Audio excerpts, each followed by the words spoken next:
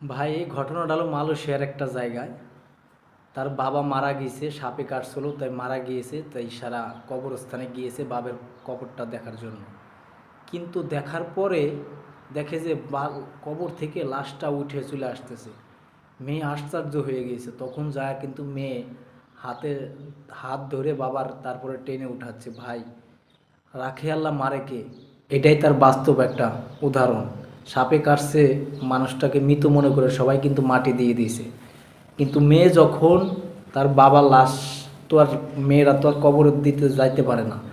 তার পরের দিন যখন গিয়েছে বাবার কবরটা দেখতে, তখন দেখে যে না, বাবা এখনও জীবিত আছে এবং ওঠার খুব চেষ্টা করতেছে। বৃদ্ধ মানুষ উঠতে পারতেছে না, সেজন্য মেয়ের সাথে হেল্প করছে ওঠার জন্য। ভাই, কথাই তো আছে, রাখে আল্লাহ মারে কে। হায়াতের মালিক হলো উপর আল্লাহ। দুনিয়ায় কোনো কারো সাধ্য আছে আমাকে মেরে ফেলতে পারে। যদি এই ভিডিওটা আপনাদেরকে ভালো লাগে, যদি আপনাদের কোনো মতামত থাকে, অবশ্যই কিন্তু কমেন্ট করে আপনাদের মতামতটা জানিয়ে যাবেন। আর একবার সবাই বলি আলহামদুলিল্লাহ।